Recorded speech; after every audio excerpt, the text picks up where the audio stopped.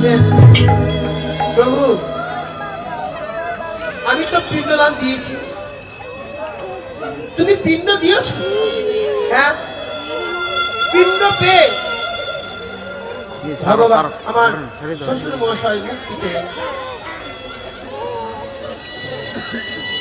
সীতা, তুমি যে পিণ্ড দিয়েছো সাক্ষী কারা আছে?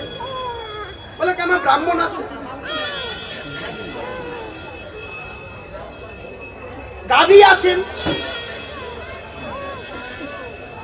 তুলসী আছেন, ফল্গু নদী আছেন, বটস্বত আছেন। এই যে ব্রাহ্মণ, এই যে বাবা ঠাকুর, আমার সীতা পিণ্ড দিয়েছে। ব্রাহ্মণ মনে ভাবে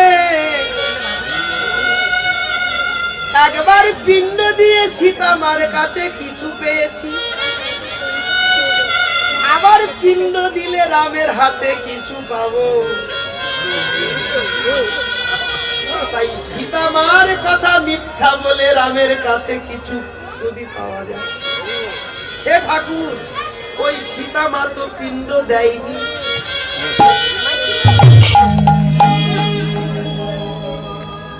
সীতা মা রেগে গিয়ে বললেন, ব্রাহ্মণ তুমি এত মিথ্যু, সামান্য অর্থের জন্য মিথ্যা বললে, তেমনি তোমার আমি অভিশাপে দিলাম, সমগ্র ব্রাহ্মণের অভিশাপে দিলাম, তোমাদের যত হবে তত তোমাদের আশা মিটবে না।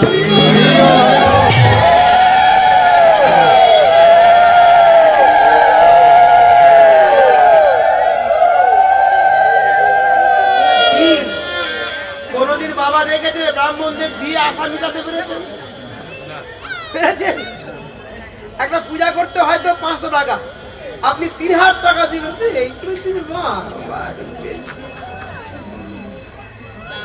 যদি বাবা ঠাকুর থাকে ডাক্তার করবেন। এটা আমার কথা না, সীতা মার আমি তার বলি, শাস্ত্র বলছে। তাহলে ব্রাহ্মণ পেল অভিশাপ, তবে সীতা আর কে সাক্ষী? বলছে ফল্গু নদী সাক্ষী। ওরে নদী, তুই বল আমার সীতা কি পিণ্ড দিয়েছেন? নদী ভাবে একবার সীতা মার হাতে পিণ্ড পেয়েছি, যদি রামের হাতে পিণ্ড পাই আমার জনম ধন্য হবে।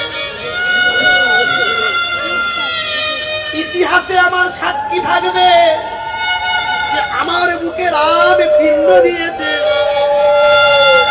এই আত্ম অহংকারে সত্যিকারের কথা ভুলে গিয়ে ফল্গু নদী মিথ্যা বলে, ঠাকুর কই তো সীতা মা পিণ্ড দান করেন।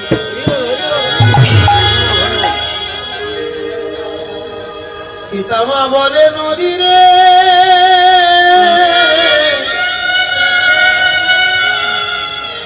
তুইও সত্য কথা মিথ্যা বললি রে, আমি তোর অভিশাপ দিলাম, তুই সারা জনম গোপন হয়ে যা।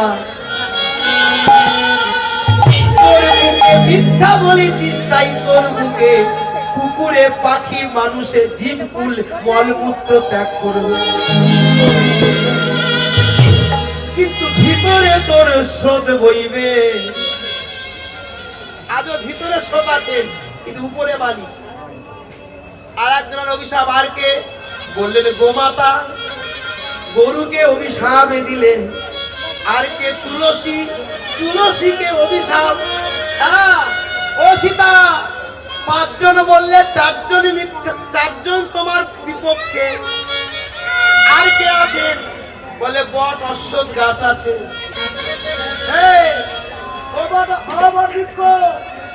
বট অশ্বত্থ, তুমি কে দেখেছো আমার সীতাকে পিণ্ড দিয়েছেন? বট অশ্বত্থ বলে, প্রভু জীবনে কখনো আমি মিথ্যা বলি, আমি কোনোদিন মিথ্যা বলবো না। আমি দেখেছি সীতা মা নিজে নিজে হাতে বালি নিয়ে পিণ্ড দান করেছে। সীতামা অশ্বত্থকে বুকের মধ্যে জড়িয়েছে। ওরে বটস্য, 5 জনের মধ্যে 4 জন মিথ্যা বলল, তুই সত্য বলে নারীর মান রাখলি, তাই তোকে আশীর্বাদ করলাম, যাদের পিতা মাতা মারা যাবে তোর তলায় পিণ্ড দান করলে গোলক বৈকুণ্ঠে যাবে।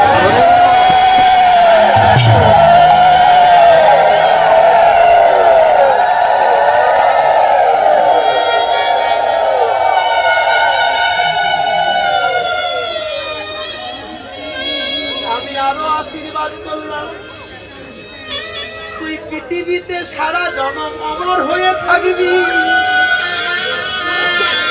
আরো আশীর্বাদ করলাম, পৃথিবীর যত বৃক্ষ আছে, পৃথিবীর যত পশু পাখি আছে, সবাই তোর তলায় বসলে তাদের জীবন শীতল হয়ে যাবে।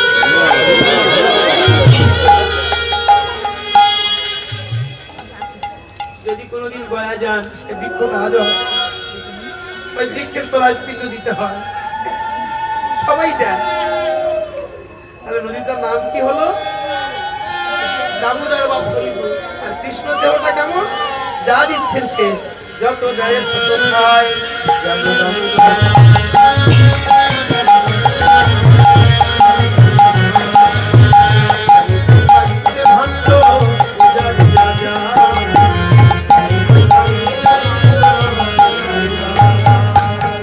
যা দিচ্ছেন শেষ। আর গোবিন্দ বলছেন, দাও মা আমার নমন দাও,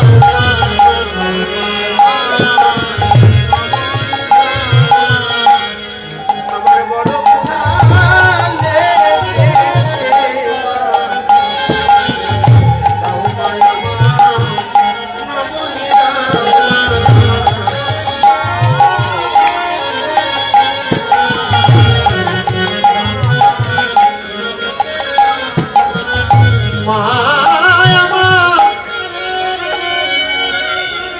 ঘরে গিয়ে দেখে আর ঘরে নমনী নাই, আজ ভাণ্ড নমনী আছে। মা আমার ওই নমনীর ভাণ্ড এনে বলে, গোপালে রে, ও মায়েরা, যে কাপড়টা ভালো করে বেঁধেছি সেটা এবার খুলে নিয়েছে, খুলে গলায় তুলে নিয়েছে। দেখেছেন অর্থ কেমন, কি গো বিষয় কেমন দেখেছেন? বিষয় থাকলে মানুষের মধ্যে অহংকার আসে, আর বিষয় চলে গেলে সব অহংকার শেষ। টাকা পয়সা থাকলে 5 তলা বিল্ডিং করবে, মানুষদের মানুষ বলে জ্ঞান করবেন না, যখন থাকবে না তখন মানুষকে জ্ঞান করবে। মাদকতা এতক্ষণ ছিল তাই কাউকে মানিনি, কিন্তু দিতে দিতে গিয়ে দেখছেন আজ যখন নেই, তখন গলায় বসনটা তুলে নিয়ে দেখে এক ভাণ্ড নমনী আছে। ওই এক ভাণ্ড নমনী এনে বলে, গোপালে রে, আরে তো নমনী নাই রে।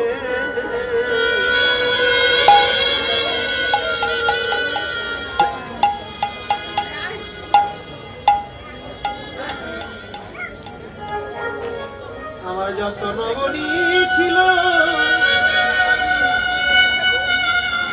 সব তোকে দিলাম। গোপাল বলে, মা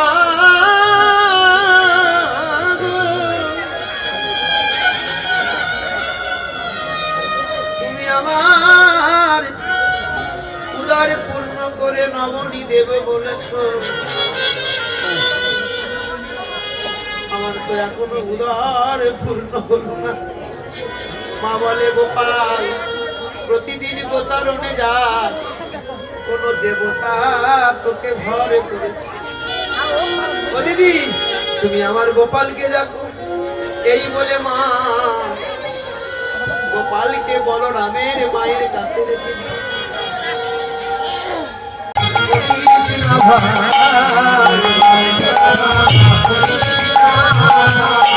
ওই চরণে